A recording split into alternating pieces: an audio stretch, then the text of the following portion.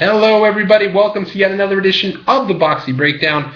Boxie Nigma here. Hopefully you there. And do not adjust your computer screens. No need to rub the eyes. In fact, this is a different setup. I'm utilizing the webcam here on my laptop. It's been just a crazy couple days. Haven't been feeling too good. And so in the middle of a study Saturday for my grad student self, my nursing student girlfriend sitting across from me, decided I want to still get this video in, so I decided to try to go over my NFL picks real quick with you guys here. If you like the setup, let me know, and next week I'll come back. I'll do it again like this. If you don't, totally cool. Drop a line, and I'll go back to the way it used to be, or who knows, maybe I'll take things on the road a little bit, expand my horizons, try a couple different things with it.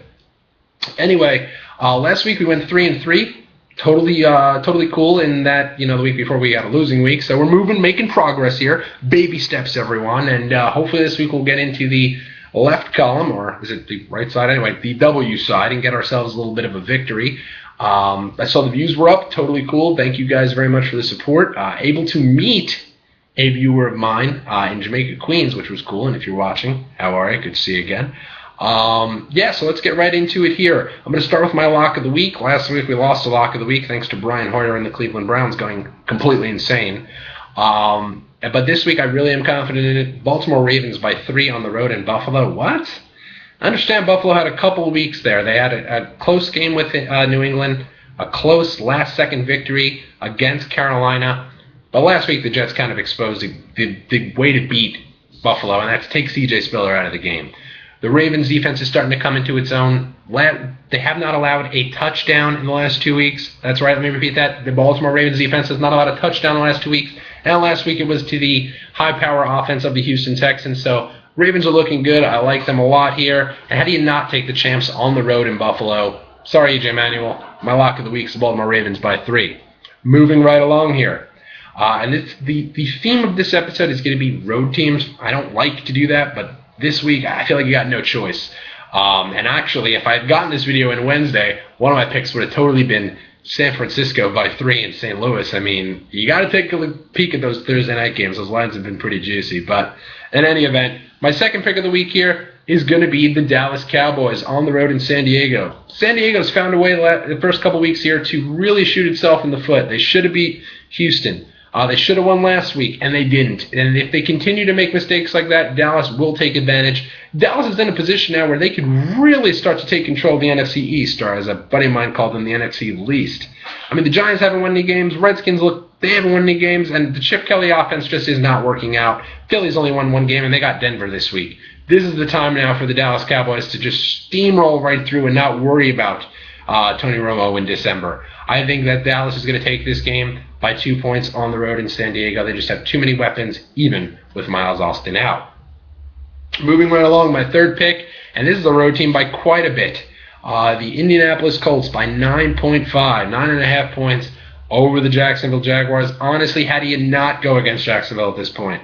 They haven't looked good. They haven't even looked competitive the first 3 weeks. Last week they were 20-point underdogs. You think maybe that would be motivation? Not even close against Seattle. And honestly, you just keep riding that till it lets you down. Indianapolis is starting to come into its own. They have Trent Richardson now, coming off a huge victory in San Francisco a little bit last week. And honestly, I don't think Pagano's going to let them have a letdown week against Jacksonville. They need it for a division game. I think Indianapolis is going to be just fine on the road by 9.5 points. Another road team here, and this is another one of those cardinal sins I normally don't do. One of them is don't bet on the Giants. Last week I picked the Giants, and it was so hard not to just have some glee there watching them get demolished, knowing that they were one of my picks. So I won't be touching the Giants anymore. But another one of my cardinal sins is don't go for your team. My team's the New York Jets. Yes, I'm a glutton for punishment, by the way. And I'm going to pick them with my fourth pick here. They're 4-point underdogs on the road in Tennessee. And honestly, I don't think that defense of the Jets is going to give them a chance to get blown out. I think they're going to be in almost every game. Maybe they'll stumble down the road when they play New Orleans. But against the Tennessee team, I'm not buying into Jake Locker. I don't think Chris Johnson has much. And the Jets took C.J. Spiller out of the game last week. So I think they'll easily counteract him. So I think that the Jets defense is going to give Geno Smith a chance to win the game. If Tennessee does win, I don't think it'll be more by 3. Take the Jets as underdogs by 4. Moving right along, another bit road team here. This is just 5 straight road teams. It's unbelievable, but Cincinnati. This is my iffy game of the week. Okay, last week Brian Hoyer got to me. Cleveland Browns won the game. I will not go against him 3 weeks in a row, but this week I'm going to. Prove me wrong here, Hoyer, and I'll start to buy in. But Cincinnati is coming off a huge victory against Green Bay. I think they're starting to buy into the fact that they may be a team to be reckoned with, especially in a weak AFC. I don't see a letdown week in a division game. It's only a 4-point spread. Take the points. Cincinnati on the road in Cleveland. I do like that team. I think that their defense is starting to pick it up a bit. I like their defense. And let's be honest, even though Hoyer did beat the Minnesota Vikings, he also threw 3 picks last week. I like Cincinnati on the road in a division matchup against Cleveland. And finally, I'm going to be taking my one home team of the week on the Monday Nighter.